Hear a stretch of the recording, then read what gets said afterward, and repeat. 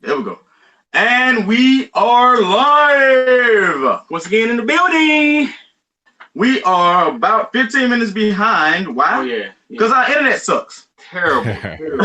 Terrible. Technical difficulties all of the time. When you're out here in the sticks of North Carolina, then, it happens sometimes, It just happens sometimes. It's terrible, though. Like, I don't understand. That's what happens, dog. Oh, we got some people that came for ABL.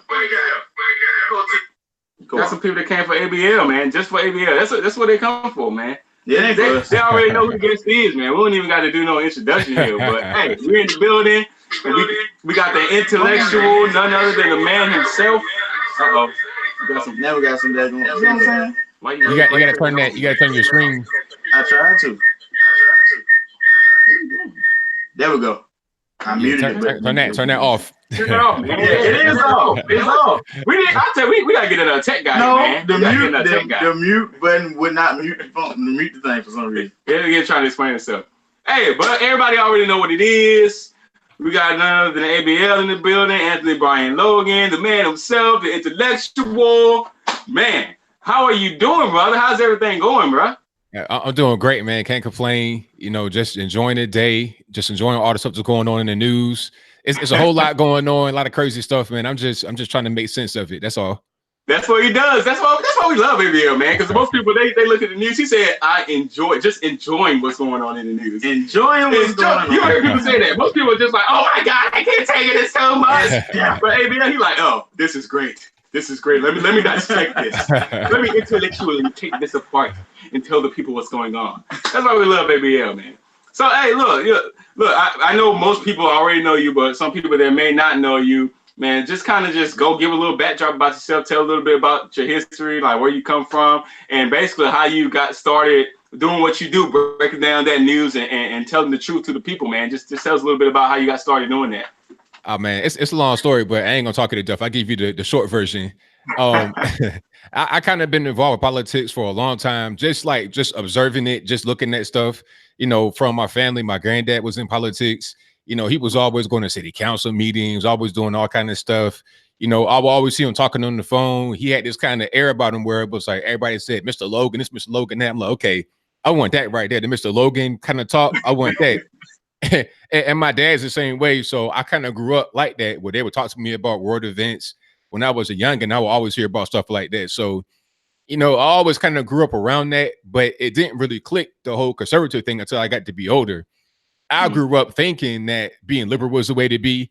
Now, my parents, none of them didn't tell me to be liberal, but it was just kind of like you grew up, that's what you're around a lot. So being involved with looking at politics and being in a particular area where you're growing up, and you thinking liberal is the way to be, it just kind of makes sense in my mind to be more liberal. But as I got older and you start to experience real life and you got bills coming up, creeping you, beating you in the head, taxes and all that kind of stuff creeping up, I'm like, okay, let's take a little bit of a different approach here and see what's really going on. So when I was probably 27, 28, that's kind of when I had a transformation and started to go the other direction. Now I say in 2015, towards the end of 2015, I started making videos seriously because my whole objective was to try and get enough money, more than what I was making, to get a vehicle.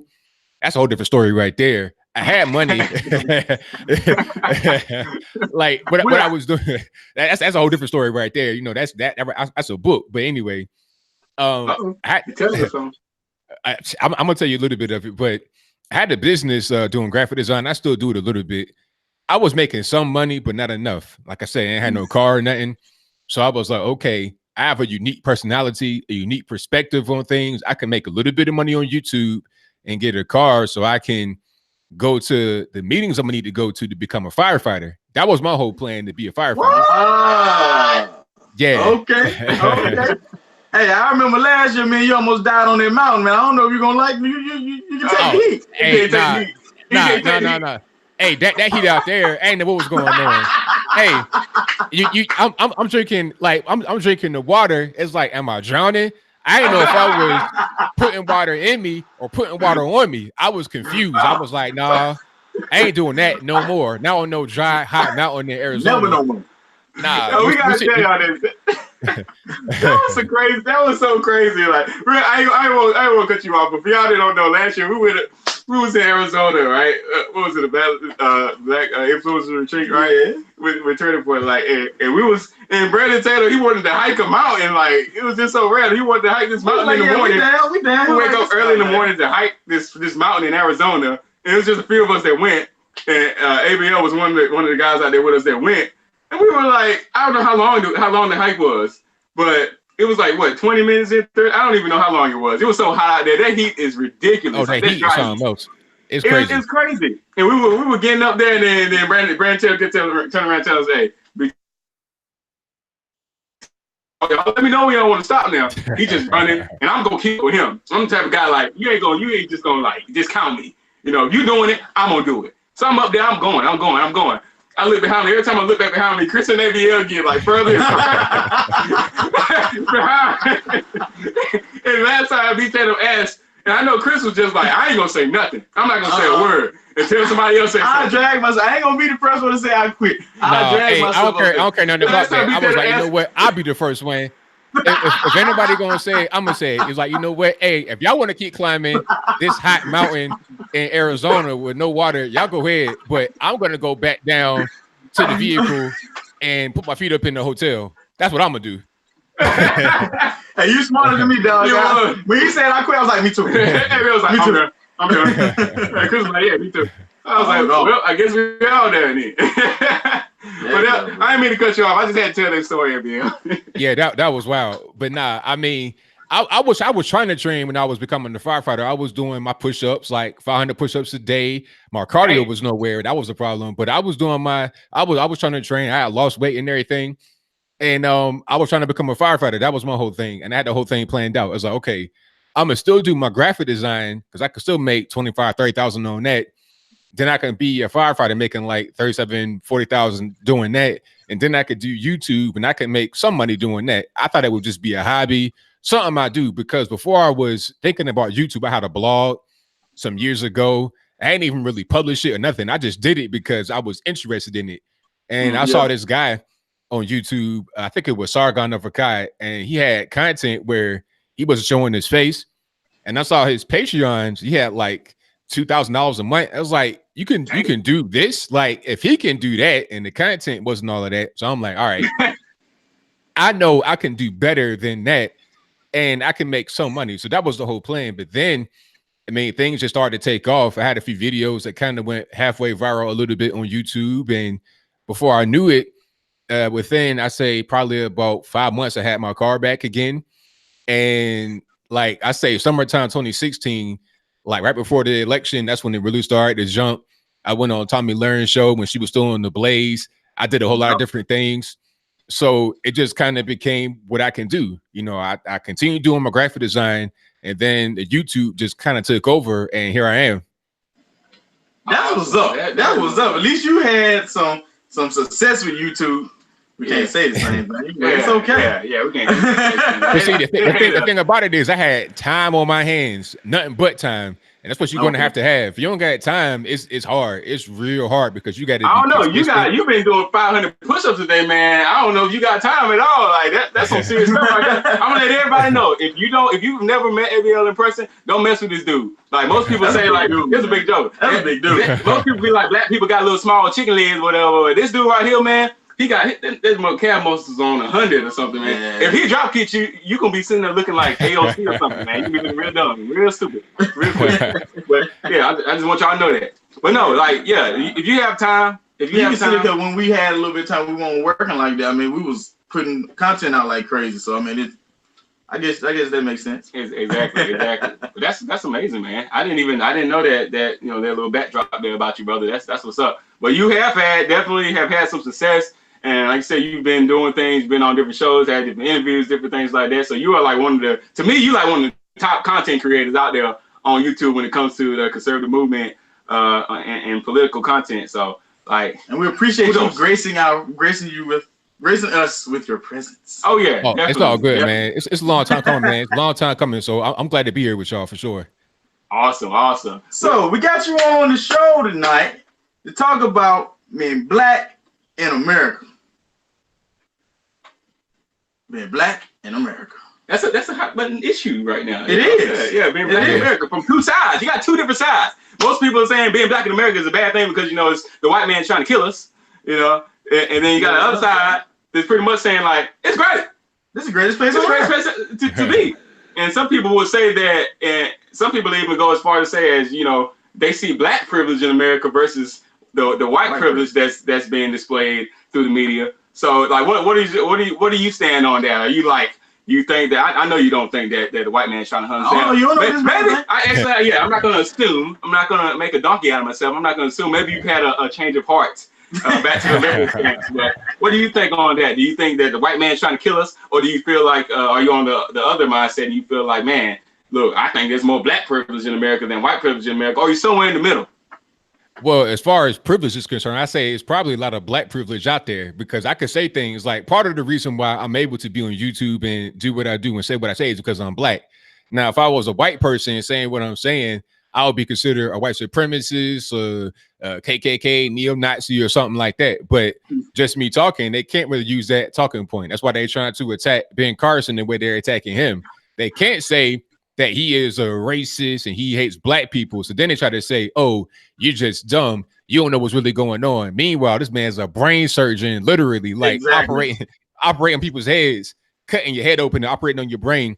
So he's a smart man, but they try to just, diminish what he says because they can't use the racism argument. So we have that privilege to be able to say more of the truth without any kind of racism, without being accused of something that we're not. So if anything, that's where it's at. This whole thing about white privilege and all that, that's people that are just using excuses as to why they're not really where they want to be in life. And I don't have no time for excuses. That, I done seen all kind of stuff and people really just overcame a lot of crazy circumstances. Like, my parents, my great grandparents, all these people, they have some real circumstances living in West Virginia in the early 1900s and all that. Wow. That's a whole different ball of wax right there. So, me dealing with what I'm dealing with, it's like it's easy to me. So how am I going to sit here and cry about the white man? It's crazy. That's what I'm talking about. That's what I'm talking about. You trying to live off, everybody trying to live off of stuff that happened in the past. Yeah, our ancestors got whipped and stuff. You don't know that because at some point your ancestors probably was a white man. We know exactly. Exactly. That's something else. They talk about reparations. It's like, all right, well, yeah. I mean, if you go back far enough, it might be somebody white that followed that family tree. So what you gonna do with that? Like, how are you gonna square that whole situation? we're gonna have to pay some back. So you're gonna cancel it out after a while. Ain't nobody gonna get nothing. Nobody's getting no money. No reparations for nobody. Certain of my good. We went back far as just our great grandfather and found out that he was like a white guy. So and we're like, yeah, his father probably was white, and his father's father probably was white, and his father's father probably was European. So like we probably only been black for 3 generations. So I'm like, yo, I don't even know. Like if people would be very disappointed if they actually like got their their ancestry, their DNA and stuff tested. Like they would be very disappointed when it comes to that. Well, you made some good points, man. Like the talking points, like people use as far as like calling people white supremacists. They use that. It's crazy because like we've been called white supremacists. Like we've been called some of everything. It's like they use it, but it doesn't stick. That's what's so crazy about it. It's like, but as you said, if a white person said it, it's gonna stick. That's right. It's gonna stick like freaking glue, man. But if they use it against us, it can't stick because you're gonna look at that and you're gonna be like, they're idiots. That man is clearly black. Exactly. Another question. Do you want to be white? No, not at all. I love me, love myself every day I get up in the morning. I got a big, crazy Kool-Aid smile on my face, so I'm glad to be here. So nah, but I hear that from people that say, "Oh, you want to be white?" It's like, wow. It's like, if you want to be a positive thinker and forward thinking, that's mean you want to be white. So what does it mean to be black then? Negative, poor, destitute. So just because you black, you got to be in a bad situation. Why is that? Like, to me, that's racism right there to say because I'm black, I got to be bad in life. Why can't I be doing good in my life and be black at the same time? Yeah. Yep. Exactly. Because the thing they used to give me, they used to say, yeah, man, we already had the first black president. President Clinton was the first black president because he had Monica Lewinsky under the table. Why do you like equate that with being black? Yeah, like what is that? Like why we gotta embrace negativity? Why not embrace positivity? Like I don't understand. Like why we just gotta be always on the bad side of things? That made no sense to me. Yeah, exactly. So you're pretty much creating this stigma on your own race, supposedly to be kind of as negative. But then you turn around and say, well, look how they portray us in the movies. Look how they portray us in the film. It's the media. They're the ones that's putting it out there that we. So you supposedly understand that, but then you turn around and you're doing the exact same thing. Like, come on, you have to open your mind to see the differences in between what's going on, because the more we focus, obviously we know, the more we focus on race, the more we actually take away from actual issues of racism that may happen or actually going on. Because, and even to say, some people say that, oh yeah, black people can't be racist. You're like, why not? Most of the time the argument is that, oh, black people have gone through way too much oppression to be racist. So there's no way that a black person can be racist. So what do you feel about that argument that a black person cannot be racist, that it's impossible for a black person to be racist based off the factual information that black people have been oppressed more than any other race? I mean, that's crazy. Anybody could be a racist. It don't matter what color you are, because the whole thing is people try to like make definitions be different than what it actually is. You know, racism, I mean, if you have hatred towards another race, if you feel like your race is superior to somebody else, that's racism. You can't just add your own definition talking about, oh, well, I was oppressed more than you, you know, having the oppression struggle Olympics, therefore I can't be racist. Nah, if you say something negative about a different race, hateful, derogatory, or whatever, that's racist, regardless of what color you are. You could be white talking about a black person. You can be black talking about a white person. It's the exact same thing. Ain't no difference. Yeah, and that's crazy, you know, and that brings me to another point, because I always say leftist thinking individuals, I call them the greatest salesmen in the world, because what they'll do, like you just said, they'll take the definitions, they'll take terminology, and they'll twist it and they'll flip it. And, you know, and they know they know different groups, social groups, and different things. They know their weaknesses. They know what gets you riled up in those different social groups. So they'll use that and they'll switch different definitions to make them feel better, and they'll feed off those emotions. And just like you said, racism, like by definition, anybody can be racist. You know, it all stems from hatred. Yep. So if you can harbor hatred in your heart, if you're a human being who can possibly harbor hatred in the heart, then you can be a racist. So by definition, that is the case. And there are an array of other definitions and terminologies that the left will take and they'll twist and they'll flip around just to feed into that hurt and that pain of that specific social group. And they'll use that just like a weapon. They'll turn it to this other social group and they'll boom, fire and pull the trigger. And that's how the left uses people, you know, and it's dangerous. You know, it's a tactic. It's been going back like you can go back to Anglo-Saxon times. It's just always they use that they've been using that tactic for so long. Leftist thinking individuals, and it's been effective. As we can see, it's been effective. 100%, absolutely, very effective. Exactly. So, in your opinion, what makes an individual black? Like, what is black? I don't think it's really anything other than just your skin color, really. You know, because everybody has their own personality. You know, some people try to like equate certain characteristics, but I don't really do that. I don't really buy into that, because you got people that are white that are now identifying, quote unquote, as black. People like Richard Dolezal. I mean, got a head full of box braids, got the mixed kids on deck. So it's like, okay, I mean, her lifestyle emulates that of, you know, a lot of black folks in black areas. So it's more just about where you grew up. And really where I'm at right now, I'm in Tennessee. I'm like not too far from Atlanta, probably about an hour and a half from Atlanta. The black folks in, I said, we're sorry. Oh, no, it's good down here. It's good. It's good money. But like down here where I'm at, the blacks and the whites are not that much different. Not really. It's kind of like the same. It's really just about the general area that you grow up in. And you would kind of notice that like people that grow up in the same neighborhood together are going to generally be the same. So your behavior, your characteristics, a lot of that is just based upon where you grew up and your cultural influences. So being black is mostly just your appearance. I think more about the individual as a person rather than their appearance. Awesome. Appreciate that, Zen Master. Hey, we appreciate that, brother. The love. I feel the love. I just feel it. But you made a good point, ABL. Like as far as tying it in, separating race from culture. I think is also a huge thing that we need to do when we're talking about bringing truth to the conversation, separating the race from culture, because there's a difference there. And they've done tests. I remember in Europe they did tests about I can't remember exactly what the test consisted of, but it had something to do with black people there versus the black people here in Germany. In Germany, right? In Germany, they did a test in Germany. And their actions, like, I think it was completely different, like, but all based off of skin color.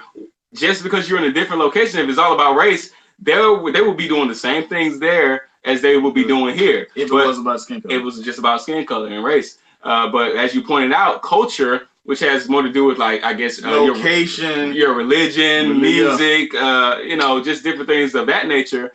It's so much deeper, and that influences you so much more than just melanin, just a cell, So that's why I'm like, it should be, as far as our cognitive ability to receive information, like, I don't see that having anything to do with my melanin, Right, I think the influence comes more so from the culture, our environment, how we were raised, the people we spend time with, what we immerse ourselves in. I like the way Thomas Sowell put it. He always says, like, everything got to do with, like, basically your location. Like, people in the mountains gonna come out basically dumber than people that's on the mainland, because they got more access to waterways, they got more access to other people coming in, other cultures coming in. So they always progress quicker than somebody that's in the mountains and stuck there.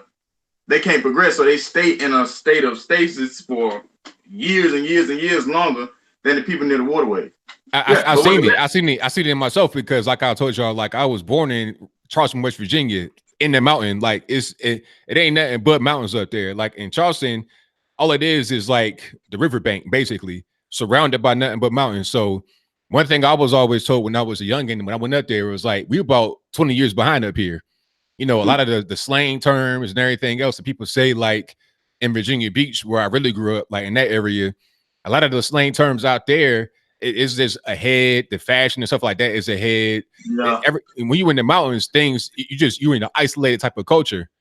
So things are just different. Now you got the internet, which makes information easy to spread, but still, when you close everything closer, it's kind of closing that gap, but it's still kind of a difference, because you're not immersing a lot of different cultures. You are in a town where you got your grandma next door, your aunt down the street. You might have your whole family in a town of 500 people. That's different than living in New York City, where you got 10 million people in one little small area. Yeah. Wow. Maybe sitting on there as a kid, sitting on that tree, country road. Western young. Hey, I think ABL grew up in Harper's Ferry, man. He grew up in Harper's Ferry. Oh man. Hey, was your grandfather did your grandfather fight alongside John Brown? No, he would have died. He would have died a hero. Come on, depending on what time period you were. That would have been cool though, man. Have great granddaddy Logan fight beside John Brown, man. That would have been historical, like that would have been some history for you right there. The Logans. What's another hot topic? Abortion. Yeah. On that note, we were talking about switching up the, how the left, they'll take things and they'll switch it around, they'll flip around the terminology, and they'll take it and they'll use it as a weapon and they'll fire it.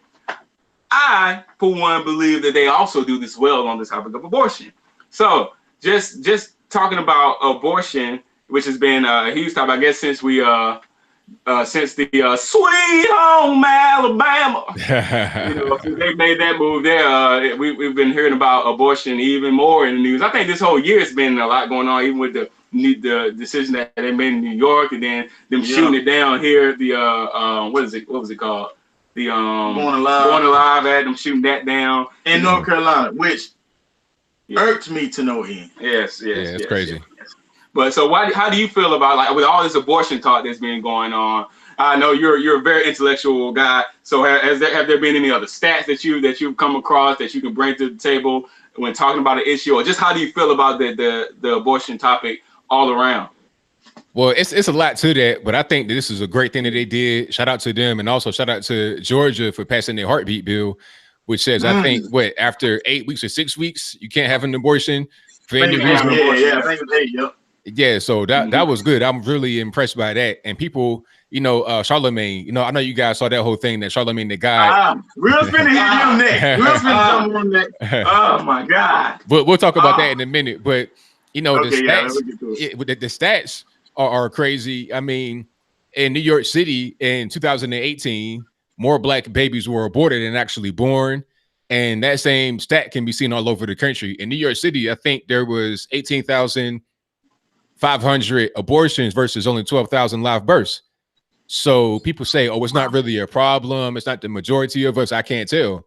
I mean, you having a genocide going on right now. And people don't know is that you got to have a certain amount of babies be born in your population on average to have, proper population growth. In the West, it's like 2.1. So for every couple, you got to have on average 2.1 children. But blacks are right around 1.85. So we're below replacement. People say it's about white survival, but blacks are below replacement.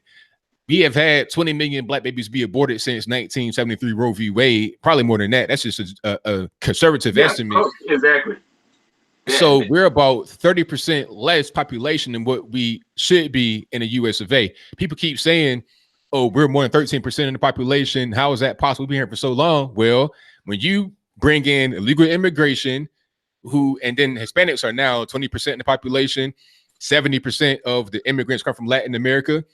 Once you have that going on and abortion, how are we going to grow? And the way to grow, you allowing others to come in, you fighting for others to come in, and you killing your own babies. So at a certain point in time, we're just going to pretty much be like 5%. We'll be the equivalent of Asians.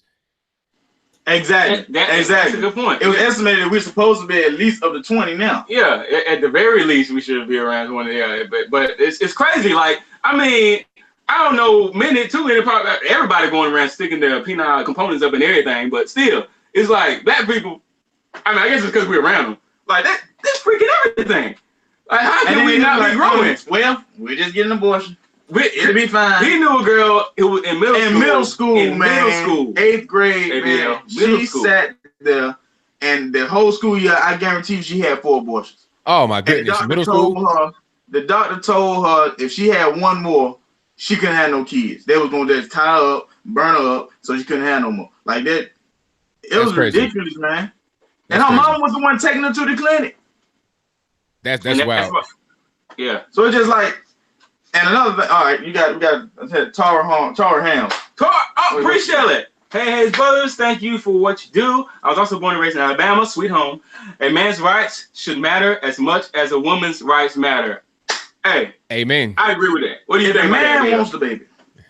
Yeah, that's what I'm saying. It's like, okay, people talk about rights of women, is that and the third, but if you're talking about rights, you should have equal rights for both people involved with creating the baby.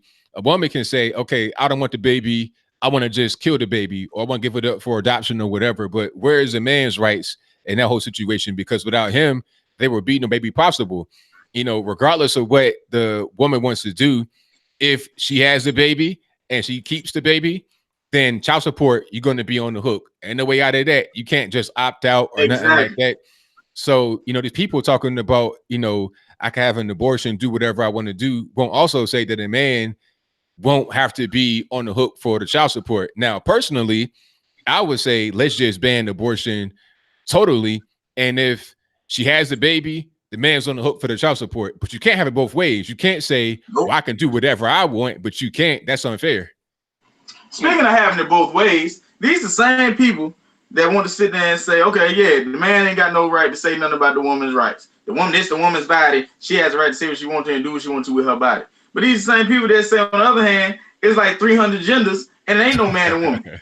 So I feel like a woman today. So it's my right to. And you can't tell me that I ain't a woman because you are assuming my gender. Oh, so where we gonna go? Your situation is so fluid, you make yourself not even have an argument. You gonna send them in cardiac arrest with that one? That's crazy though. Yeah, I identify as a woman today. What you gonna tell me?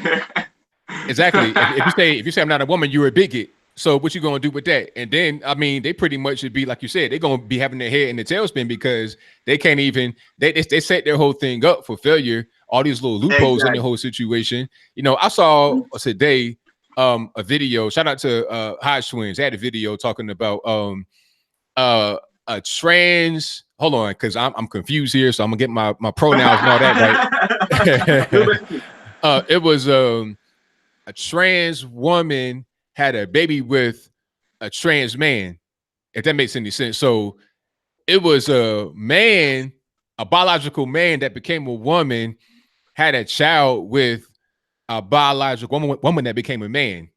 And they had, I guess at the end of the day, they had heterosexual sex, but they were the opposite genders. Yeah. So I don't know how that's going to work. So basically, it's stupid. So it's like a confused man had sex with a confused woman, and they and they bore a child. And then they're saying it's the first man getting pregnant. No, it's not, because it's not a man. Obviously, just because you pump yourself with testosterone don't mean nothing. and then that's the whole argument right there. Is like, okay, a man in their mind had a baby, so men can say what they want to do with a baby. So it can't be a woman's body anymore, because men can have babies too.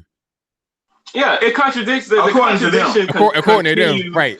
To kill their argument, and they'll even say, oh well, a man doesn't have a right, but back in the was it 73? They were so happy with Roe v. Wade, and then they say, yeah, the white man came up with that. You know, the white man the one that passed that through, so the white man did have a say so.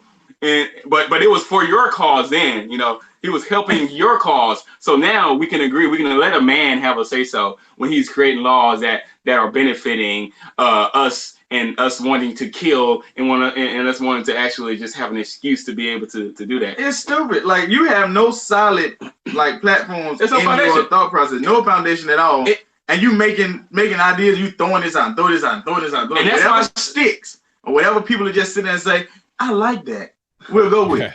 That's why I say it changes the terminology, ABL, because it's crazy. Like back, even in Roe v. Wade, I think there were stipulations as far as what would be considered health risk to the mother. Like, you know, she had to actually be dying, you know, as far as it being a health risk to the mother. And I think they still had a cap on it, like you couldn't abort it after 20 weeks or 24, it's like 20 weeks or something like that. Yeah. You couldn't abort it. But now they've changed the terminology in these new bills. It's like, okay, health risk can be determined upon if the mother is mentally not ready for it, if there are financial conditions. Yeah. All those things are considered a health risk to the mother. Are you freaking kidding me? I don't think I feel like having a baby today. I think I'm going to be a little depressed at the end of this. Health risk. Yeah, and at that point, we can take the baby into the next room, then we can go have a discussion about whether we're going to kill it or not. Are you serious? That's where we are right now. That's why I said it's going to get to the point where I don't like the way my baby hair looks. It's the same act, but we're changing the terminology. Same terms we're using that we're going to use, like health risk, and what was the other term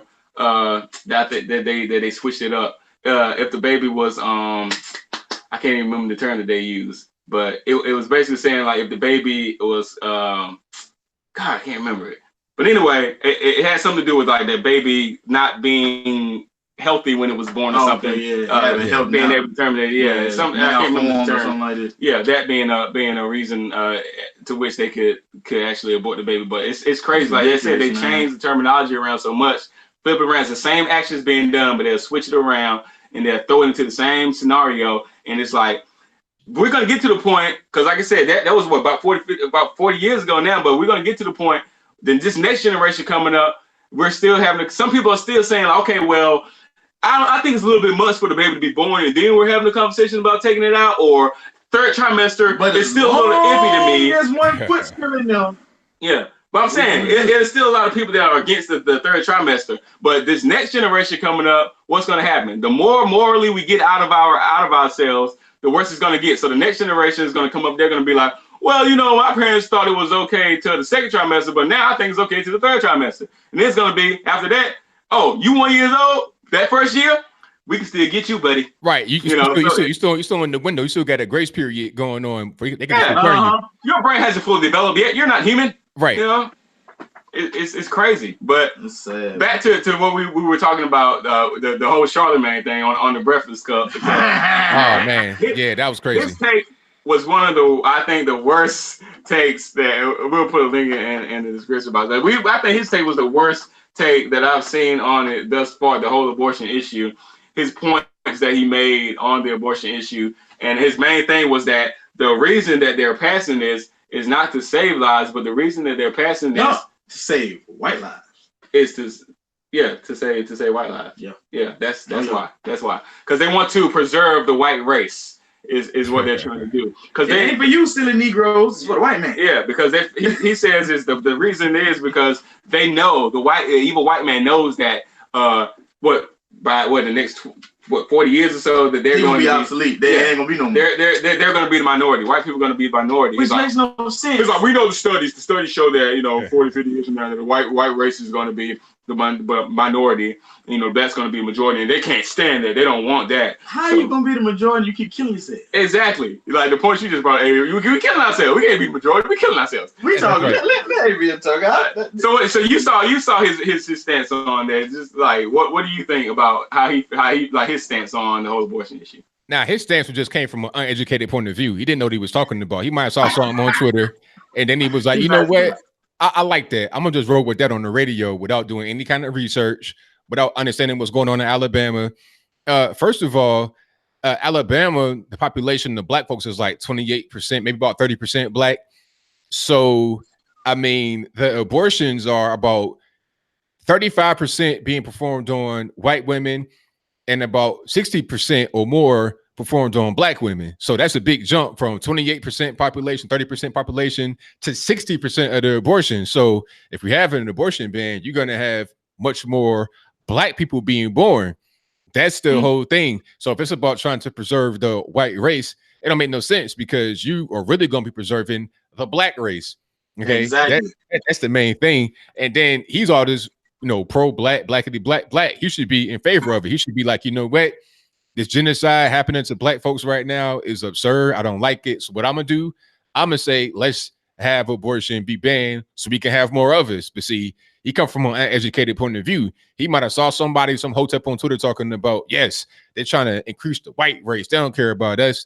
He's like, all right, I'll roll with that without understanding what's going on. Yeah, and I think it's more sinister than that. Me personally, I think he getting paid by somebody just talking to the guy. I don't think he that stupid. You be surprised, man. You'd be surprised why people, some people on the radio, they dumb with a capital and D. Maybe I'm giving him too much credit, but I don't think he that stupid. Some of the stuff he say is off the wall, but I don't think he believe half the stuff he say.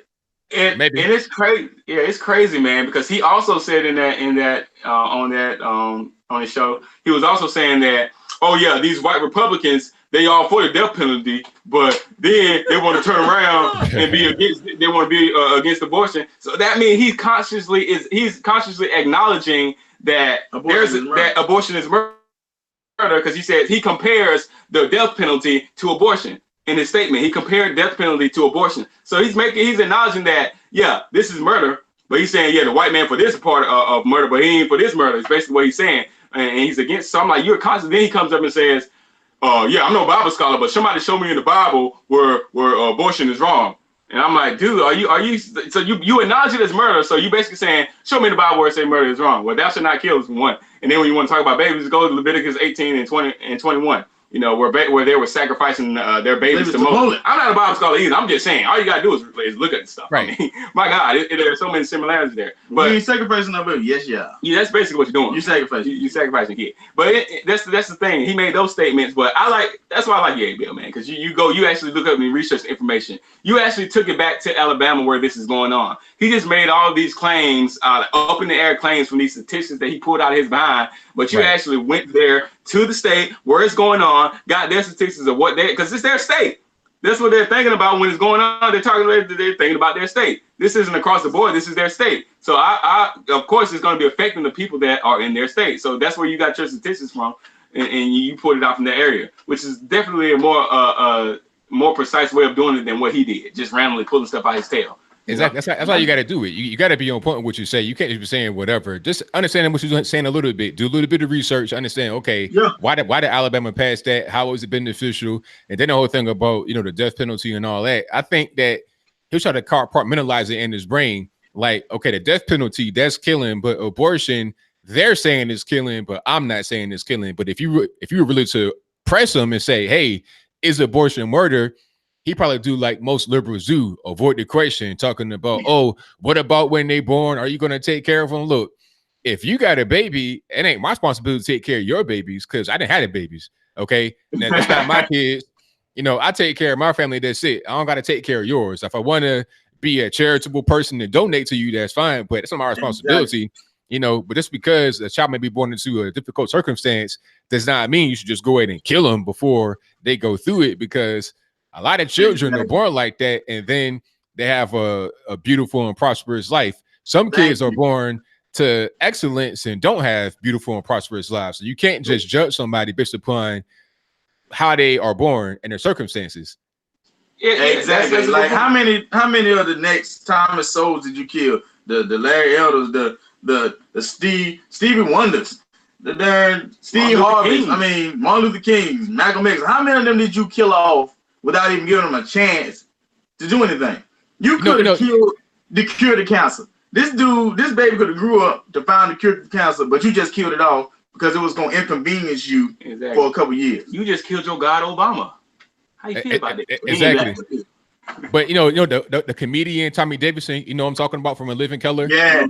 Yep. He was dumped into a dumpster when he was a baby and was rescued by a mother, a white woman, and raised with her family. So what if, he was just to be allowed to stay in the dumpster, or he was aborted? You wouldn't even know who that is. You wouldn't have those memories from the show. He was a person that was really impactful to this world and came from a circumstance that was very difficult, left in the dumpster as a newborn. Yeah, he was a prom night dumpster baby. Prom night dumpster baby. That's sad, but he survived it. Thank God.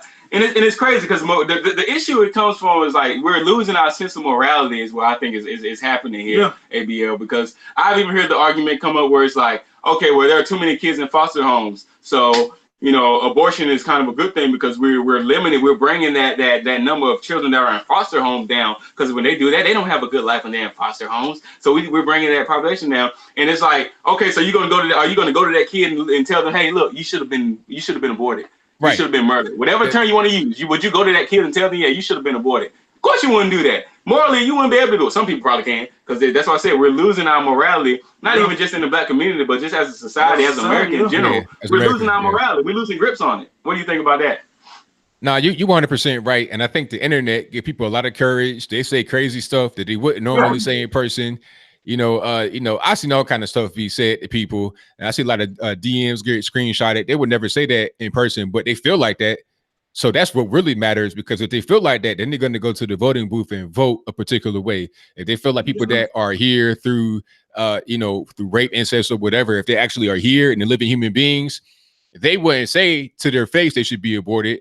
But when they go in the booth, they'll say that. When they vote, they'll say that. So that's what's making this world kind of just off point, because so many people are in their phones. They get a false sense of courage and they get a skewed sense of reality. And then they go to the voting booth and act out what they were kind of like radicalized to do through their devices, because it's just not really strong-minded individuals. Agreed. And that's the point that I always, I'm like, all right, so you'll take this and say, and like you said, they'll vote on it. So basically they'll say with the vote, I want you dead. Mm-hmm. Yep. But then you come up and it's not my fault. If the government gonna do it. So I don't have to get my hands dirty no more. So it becomes easier because the government will do it.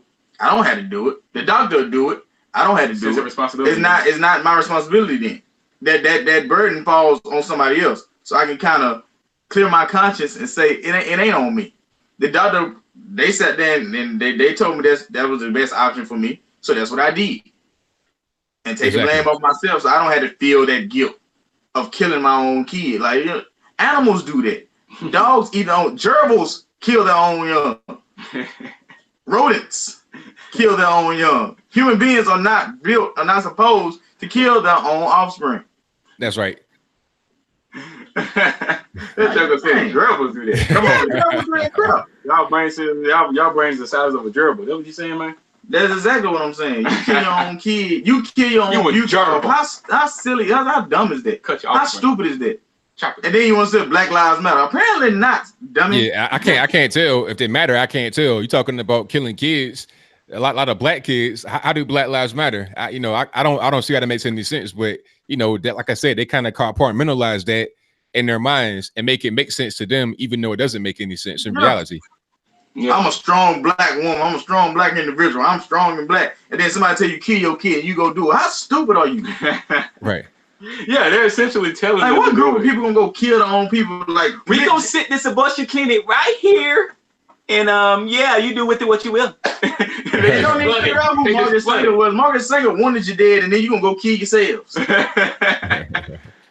Like, stupid. And that's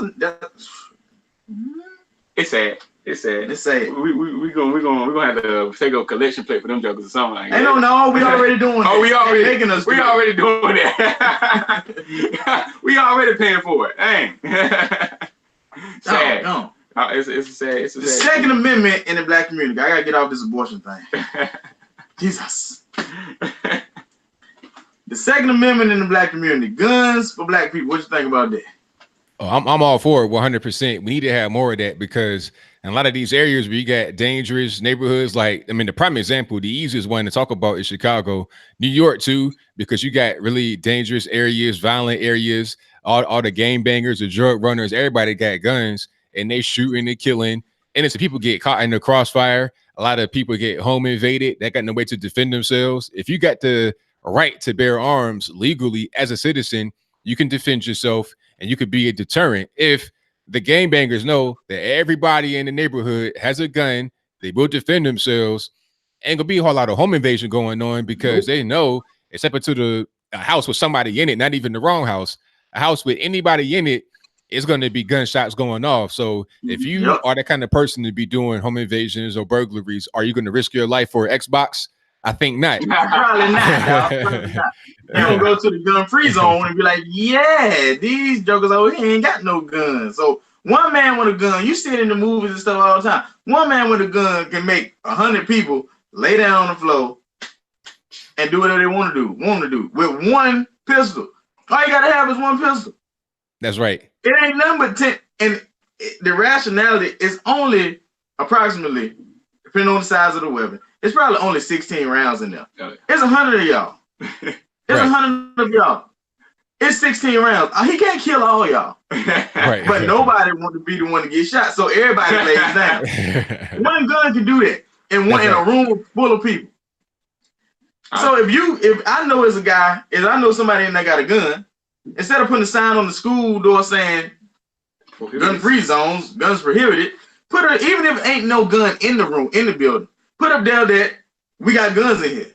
Put a sign up there saying there's guns in the school. He'll probably go look at the thing and say, I don't know if it is or not, but I ain't willing to take the risk. But guess what? If that criminal sees a sign that says it's prohibited, he ain't turning around. Oh no, he's going right in the door. Because it's easy pickings. Everybody sitting ducks. It's like, okay, don't nobody got a gun. I got the gun. I got the upper hand. And can't nobody do nothing to me. And can't nobody do nothing. That's logic. A sign is not gonna stop nobody. I go in the bank with my gun all the time. The sign on the door say no guns allowed. I'm walking in there with my gun. Yeah, I do it. You see me walking in the bank, I got my gun. You can put it all out there all you want to. And the one that's coming in there to blow everybody's face off will come to rob the bank. He coming in there with his too. That's right. And you know what? I saw something like that happen. I think it was back in Virginia. Somebody robbed the bank, or they tried to rob a bank. Meanwhile, I think it was an off-duty police officer in there with his gun on him.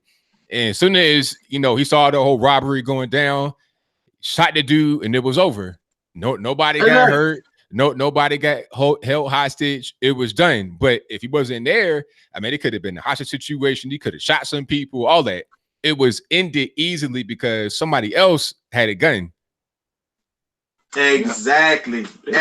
Somebody else had a gun. If no one has anything to equalize the situation, it can't go but one way. Yep. That's right. And the thing, even on that issue that you really never heard, we always use it. You hear about school shooting or something, you're always gonna hear about it more times than not. But what you don't more frequently hear about are the many suicides that happen. That's a bigger issue than any of the mass shootings that go on here in America. So, but that is not really being talked about as much as you want to talk about a mass shooting that goes down. So you gotta keep the people alive. Don't let them kill themselves. You shouldn't give them guns. Then they're gonna hurt themselves. If they want to hurt themselves that bad, they'll do something else. So what we gonna take away all cleaning supplies? I mean, you can make bomb. Hey, you got to take away cleaning supplies, tall bridges, pain medication, baseball bats, chainsaws, knives. anything. People get creative when they want to. Oh, that's right. Trees, whatever. They're gonna find a way to do what they want to do. They're gonna find a way to do what they want to do. Exactly. And it's like, I don't know. There's so many black people come to me and be like, "Why you got them guns, man? Why you got a house full of guns?" Because it's my house, first off. And second off, I like guns. Third of all, if somebody come to my house and try to rob me, I want to be able to throw lead back at them. That's right. That's right. I don't like people playing dodgeball with me. I don't like it. I ain't got nothing to throw back. It don't make sense to me at all.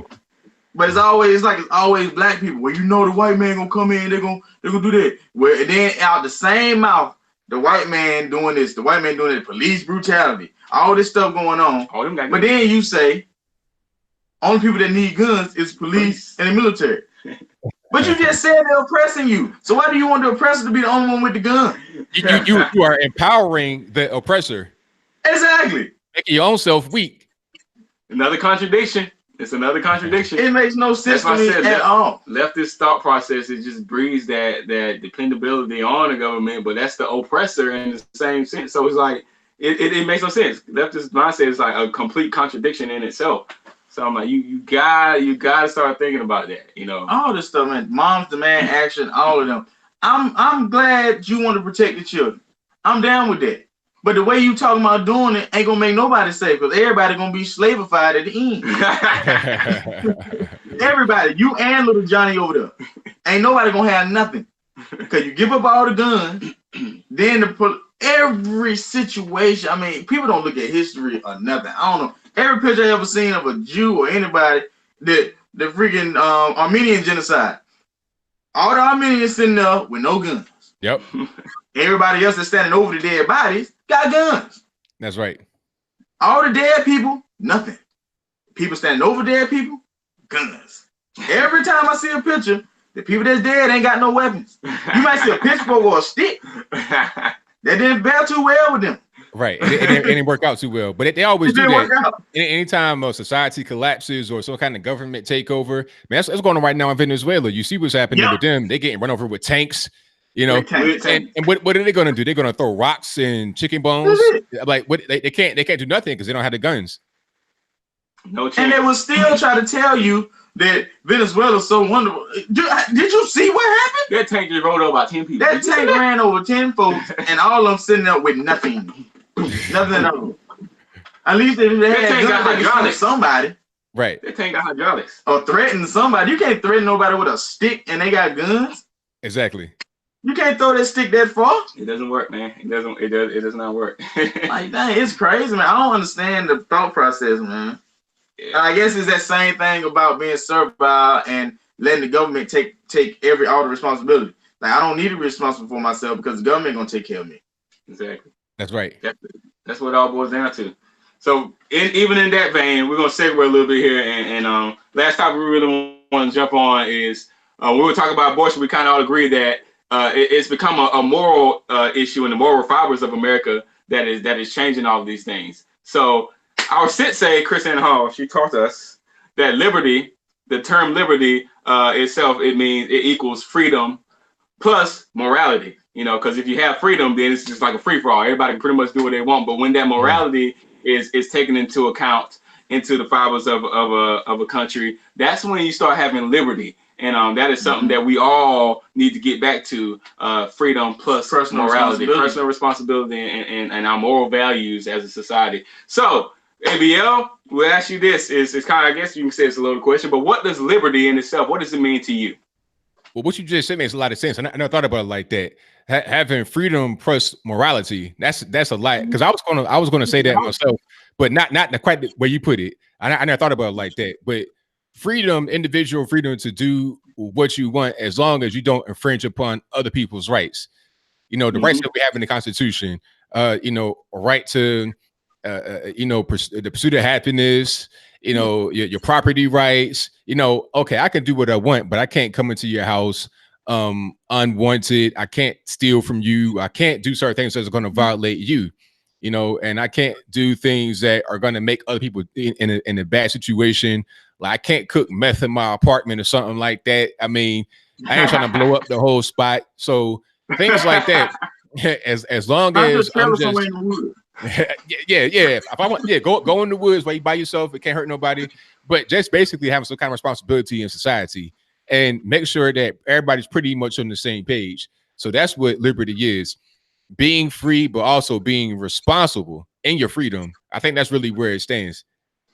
Nice. There you go. I like that. That's perfect, man. And I really believe that the founders of this nation, they understood that, that there was a moral aspect to what was being done there. Because we look at the Constitution. Not saying they were perfect. Not saying they're perfect. God no. But we're all humans. But the Constitution itself, it wasn't just like a bunch of white men coming together and just like, hey, let's create something here. It's gonna be racist because we are. That wasn't what it was like. I mean, the Constitution goes back over even back to Anglo-Saxon times. It comes with 5 liberty charters that came together to create the Constitution. They want a new idea. Yeah, it's like 700 years worth of information and ideas and different things being compiled to create the Constitution. They just were going through compiling those things and bringing it together. And I think at the end of the day, that morality that you would instill into those things, it brought about what we know now as America, the United States of America. So, but the further we get away from that, the moral fibers of our society, the further we go down a hill into destroying what everybody seems to want to come to. Because we want to flood the border, like open everything up to everyone. We should be all inclusive. But what are we going to have for them to come to if we destroy what is America? That thing that we want America to be all giving and all supplying, but you can't have it like that because morality won't allow it. The whole situation was started on self-governance. Everybody, you govern yourselves. You don't need an overarching government to tell you how to live your life. I don't need them to tell me what to do with my life. If somebody want to smoke crack every day, let them smoke crack every day. That's their life. As long as they ain't bothering nobody smoking their crack, let them smoke their crack.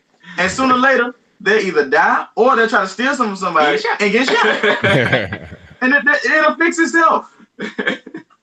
Everything will fix itself. We don't need a higher overarching government telling us how to live our lives. And you look at communities where leftist ideology rules these communities, is over. Like these communities are going down here. They're falling apart. Even like places like you, even with the whole abortion issue, I'm just like, look, if this state want to do it, I'm to the point like, if this state wants to do it, if we are so far gone morally that we can't tell what murder is, we can't agree on what murder is and if it's okay to do it or not. That's the discussion. When we talk about the abortion thing, we're starting to talk about we're having a conversation on what is a life now. That's what we are with the abortion issue. So now we're talking about, are humans even human? Because this thing right here, it can be me. Right? I have ideas. I'm a person. I have fingers. I have toes. I have eyes. I can think. I can create things. You give it enough time, that same fetus or whatever you want to call it is going to be able to do the same thing. So now we're arguing time on the abortion issue, but a tree can't do that. If a plant can't do what I do with time. This computer can't do what I do given time.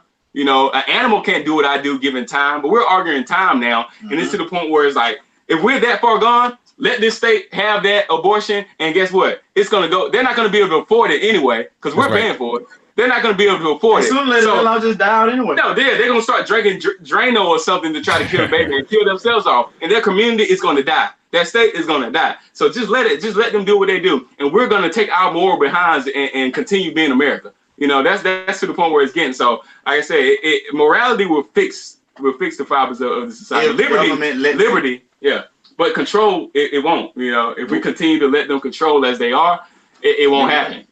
That's why I feel like we are.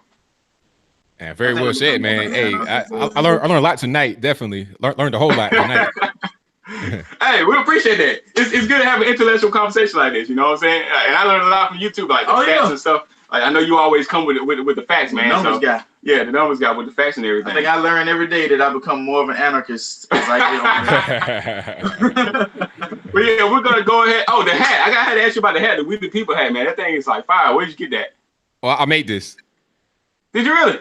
Yeah, like basically what I did was if you go to Teespring, and you guys can do it too. Like, are y'all on Teespring? Yeah, this Teespring right here. We just started Teespring. Okay, yeah, I see. You already got it linked, so you can just I just put this logo on the hat. Mm-hmm. Dang, And so that was all so right, you're though. Teespring out too. That's what's up, man. So, all right, go ahead and plug your merch. Like I said, plug your since we're merch, wrapping up guys, here, man. go ahead and plug your merch, man, and plug your where we can find you at. You know, I'm pretty sure everybody already knows, but you can go ahead and plug yourself. all right, well, y'all can check me out on my YouTube channel. Just search on YouTube in the little search bar, the 3 letters ABL. I come right on up and follow me there. Go to my website, anthonyblogan.com. That is ANTHONY, the letter B, LOGAN. I got everything right there. My snail mail address. And don't send me nothing crazy, no anthrax or nothing. Send me something nice. I got my email Don't give address. no ideas, man. Yeah, I know, right? I gotta take that back. But I got my email address on there, my social media platforms, Instagram, Facebook, Twitter, all that good stuff. Everything's on there. So y'all follow me, check me out. Awesome, man. Look, ABL, we consider you a brother, man. When we met you last year, it was awesome meeting you in person. Like I said, we consider you a brother now. We consider you family. So, hey, if there's anything we ever can do to help you out, you just let us know, and we'll come together and get it done, brother. So we appreciate you joining us on the show today, man. Any last words? Hey, man, it's been great. Had a lot of fun, and I like to come back sometime, man. Y'all are great people, man. Love y'all. Much love, brother. Much love. We appreciate it. Stay there for a second. Hey, we about to sign out. Check us out too. Check our stuff out too. You got the Liberty 76 gear. You got the HB hats. You got Second Amendment shirts. All that in the description box. All right. Continue to fight for the Constitution, people. With these, so that hopefully and prayerfully we never have to use these. Peace.